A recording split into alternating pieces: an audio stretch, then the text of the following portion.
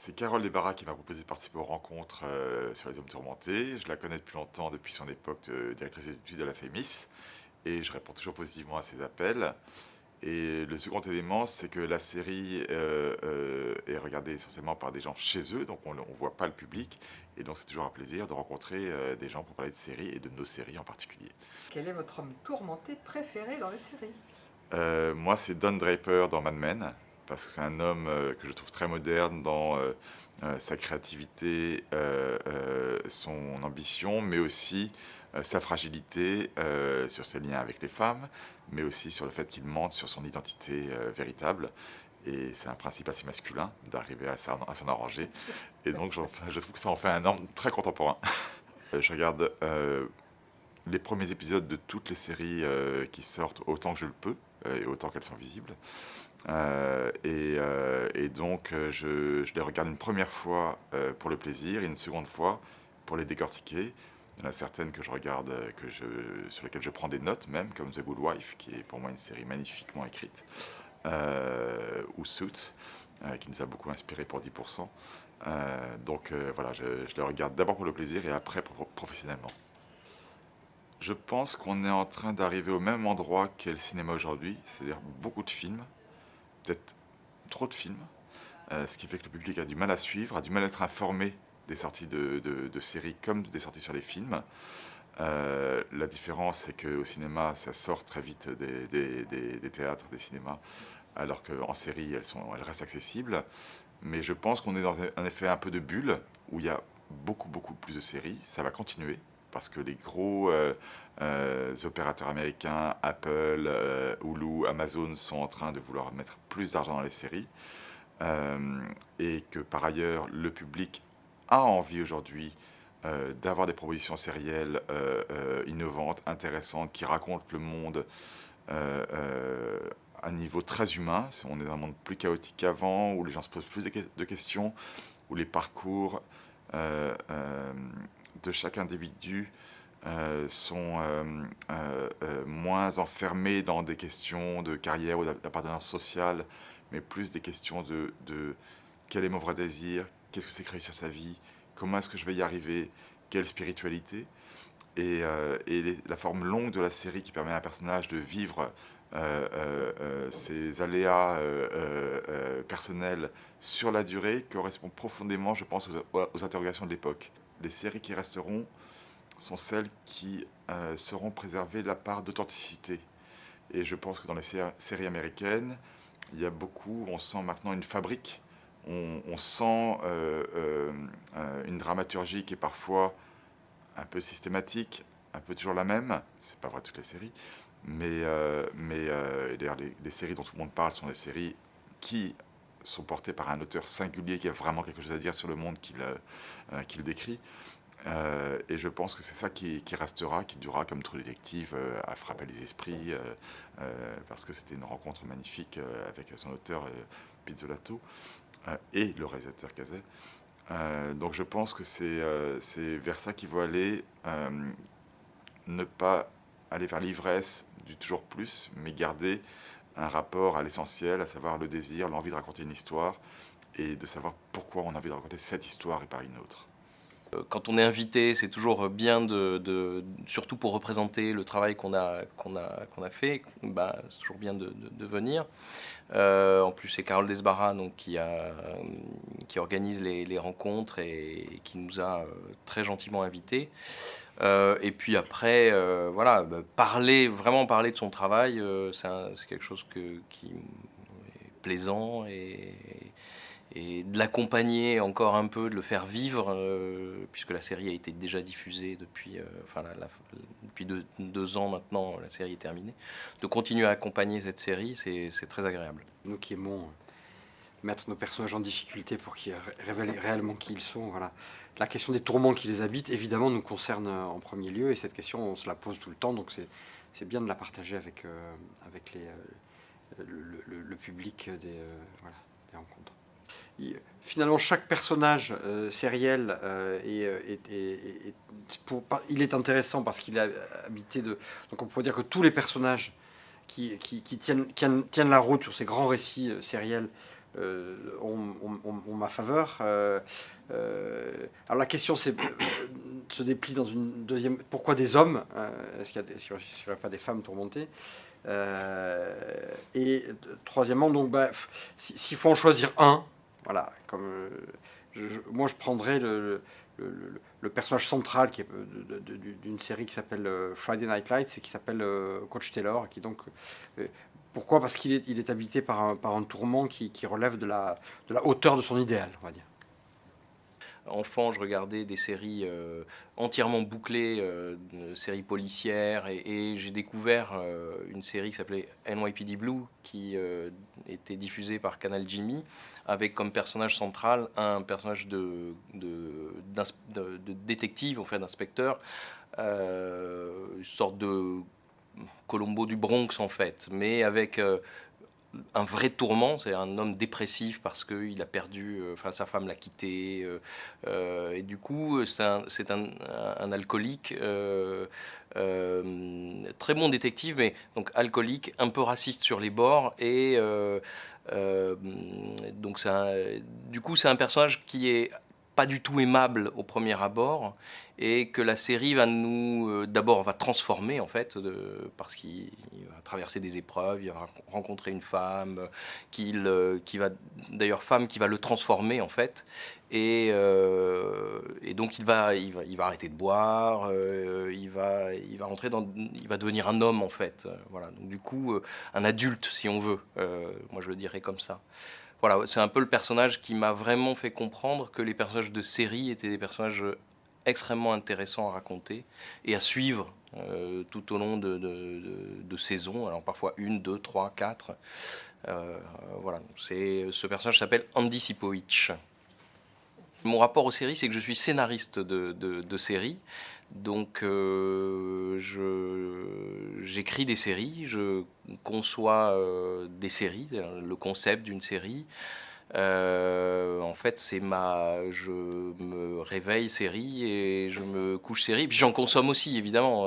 Alors professionnellement, mais professionnellement, je regarde aussi des séries parce que, alors pas toutes, mais parce que c'est aussi de la matière pour ce que j'écris, en fait. Notre rapport professionnel aux séries, c'est qu'on on essaie d'en écrire et d'en créer. Après, ça fait de nous des spectateurs un peu particuliers. C'est-à-dire qu'on est des spectateurs de séries au départ, mais des spectateurs un peu spéciaux qui, de temps en temps, mettons sur pause et nous mettons à prendre des notes pendant l'épisode. Ou alors quand on regarde un épisode... Ça fait râler nos enfants. Non, ou nos compagnes. Parce que non, alors ça va, parce que quand on regarde une série en couple chez moi, c'est qu'à un moment je dis, ah tiens, là je vois à peu près le truc et je vois pourquoi, alors où ça me plaît pas, et du coup c'est plutôt elle qui met sur pause et qui me dit, vas-y, dis-moi.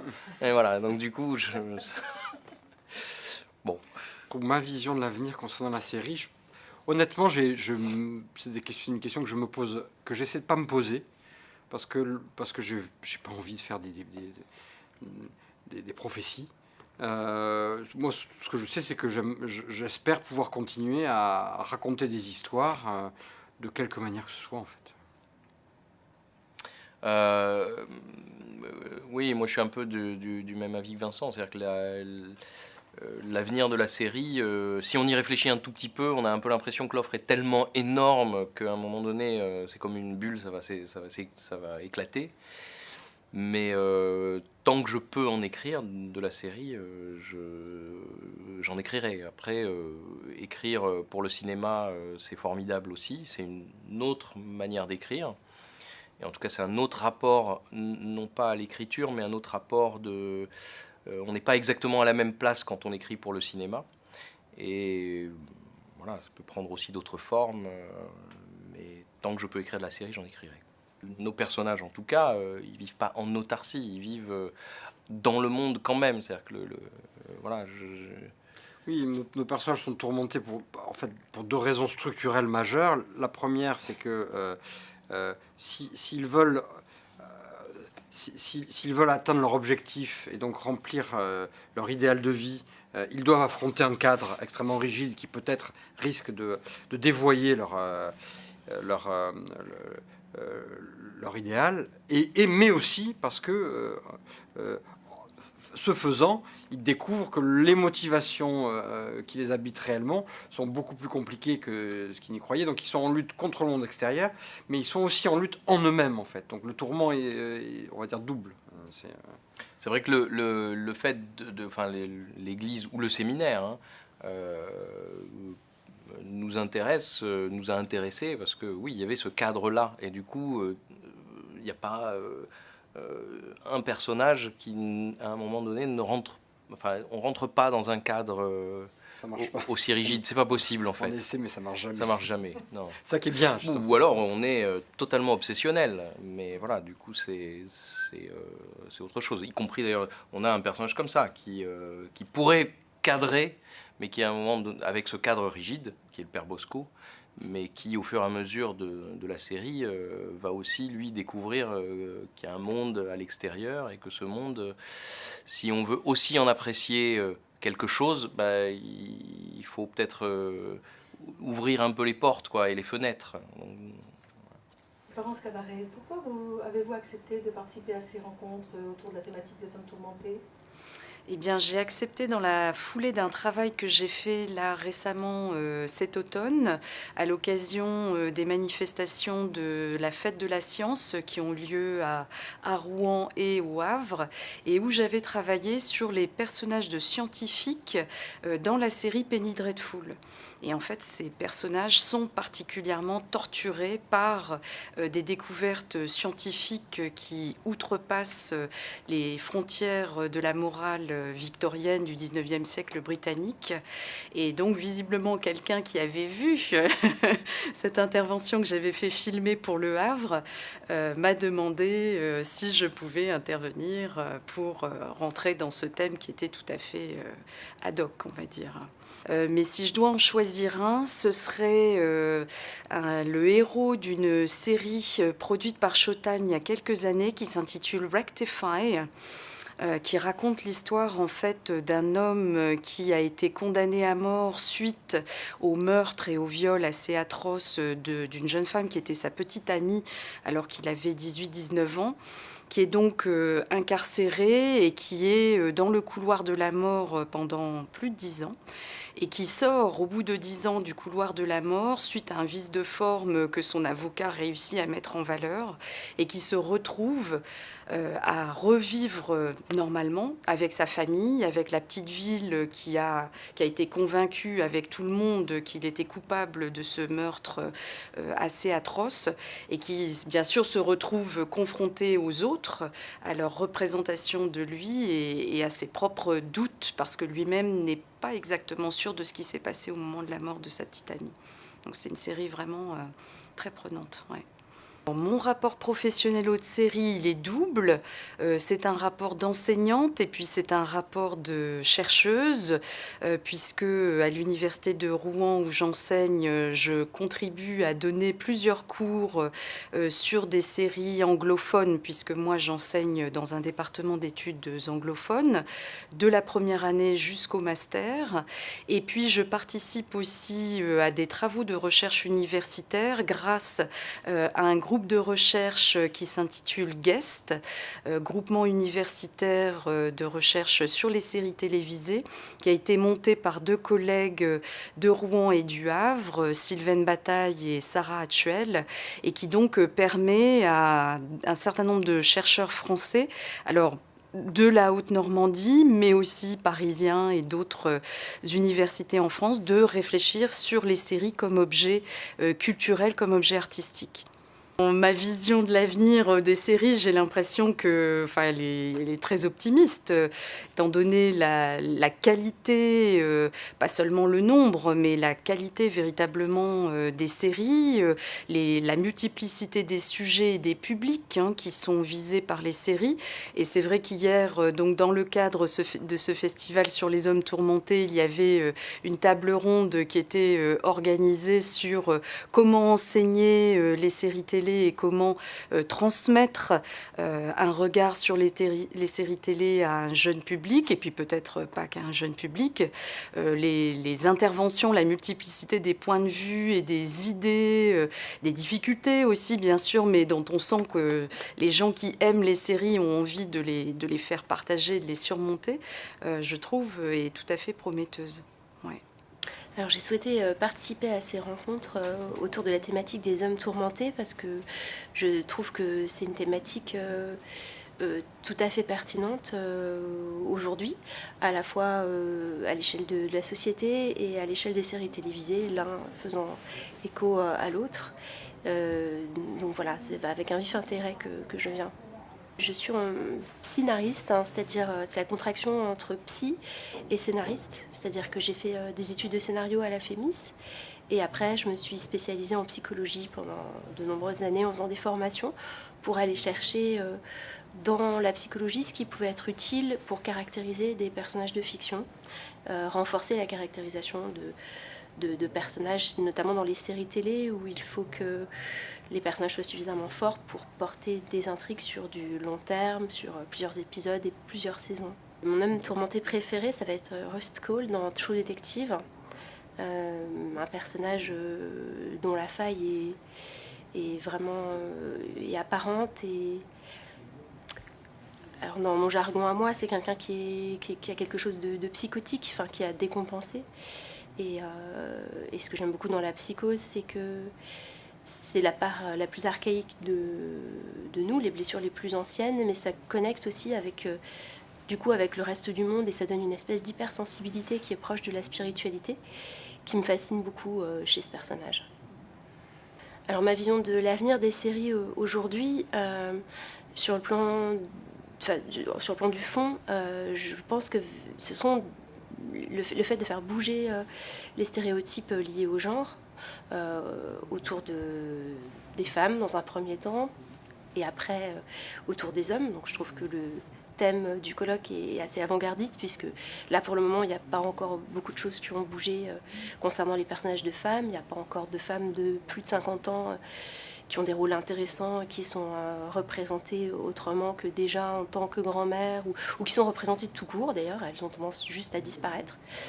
Donc cette évolution des personnages féminins va permettre aussi une évolution des personnages masculins. Et en même temps, l'un est lié à l'autre, c'est pour ça que je trouve très intéressant cette thématique-là de ce colloque, de parler aussi du masculin pour permettre au féminin aussi d'évoluer. Enfin, je trouve que c'est vraiment une bonne approche. Sur le plan de la forme, l'avenir sera peut-être d'aller plus vers une écriture collaborative, des ateliers d'écriture pour permettre d'avoir des saisons moins espacées et de pouvoir travailler comme aux États-Unis et considérer que la série télé est une industrie donc qui a un rendement entre guillemets sans perdre la qualité, c'est-à-dire en gardant des directeurs de collection, des showrunners qui gardent la patte d'une série, l'ADN d'une série, qui la préserve, mais d'avoir aussi des équipes qui permettent d'aller vite, quoi. Ça m'intéresserait de travailler sur un personnage de femme qui en fait se transformerait en apparence sociale en homme pour mener une enquête. Et qui découvrirait du coup, en étant déguisée en homme, travestie en homme, un aspect d'elle-même qu'elle ignorait complètement et qui prendrait conscience en fait de toutes les injonctions, de tout ce qui jusque-là l'empêchait en tant que femme et dont elle n'était pas consciente puisque c'est totalement intégré et du coup elle pourrait s'affranchir en prenant conscience et ça passerait par le travestissement. On a souvent des personnages, avec Transparente, des personnages d'hommes qui se travestissent en femmes. Ça m'intéresserait de travailler sur l'inverse en fait.